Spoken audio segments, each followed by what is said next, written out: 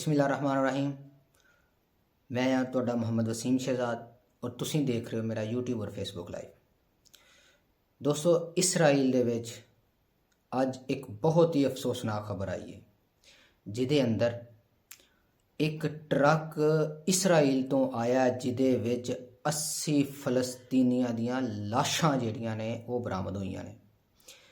इन्हां लाशां दी बेहुरमती की गई है और इन्हां लाशां दे अज़ा भी विचों कढ़ लिते गए ने।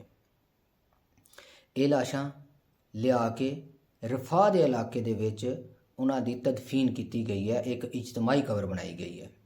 ये लाशां बारे किसी नूं भी सही तौर पर नहीं पता कि यह जिहड़ियां लाशां ने एक कित्थों कित्थों दी आवाम है और ये सारियां जिहड़ियां लाशां ने ये गज़ा दियां ने। फलस्तीन दे बशिंदे या फलस्तीन दे रिहायशी जिहड़े लापता हो गए सी उन्हां दियां लाशां अज इसराइली ट्रक विच बरामद होईयां।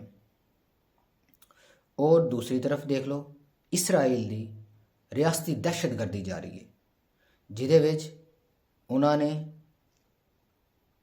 100 तो ज़्यादा हमले किए रिहायशी इलाकों दे विच। उहदे विच उन्होंने तकरीबन 240 खवातीनों बच्चों को शहीद कर दिता गया तो मुतअद्दिद जख्मी भी ने। दूसरी तरफ तुर्क सदर ने एक बहुत बड़ा बयान दे दिता है। तुर्क सदर ने आख्या कि इसराइली वजीर आज़म अज दे दौर दा हिटलर है। जिस तरह हिटलर ने पूरी दुनिया दे विच कत्लो गारत की सी, उस तरह अज दे दौर दा हिटलर इसराइली वजीर आज़म गज़ा दे उत्ते जुल्म सितम कर रहा है। हुण इसराइल ने ड्रोन हमलियां दा सहारा भी लेना शुरू कर दिता है जिहदे विच उन्होंने मगरबी किनारे दे उत्ते ड्रोन हमला करते हुए जिहदे विच उन्होंने मगरबी किनारे दे विच एक ड्रोन हमला किया।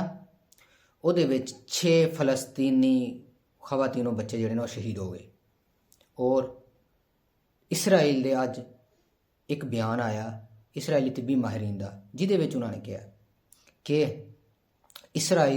इसराइली फौजी ने जेड़े फलस्तीन तो वापस आ रहे हैं वो सेहतयामा वास्ते खतरा है, उन्होंने वास्ते उन्होंने खतरा करार दिता उन्होंने अपनी गौरमेंट ने। सानू इस गल दे सोचना चाहिए कि असी एक मुसलमान हाँ और मुसलमानों के उत्ते जुल्म हुंदा असी किस तरह देख रहे हैं। इहदे नाल ही मैं इजाज़त चाहना। अल्लाह हाफिज़।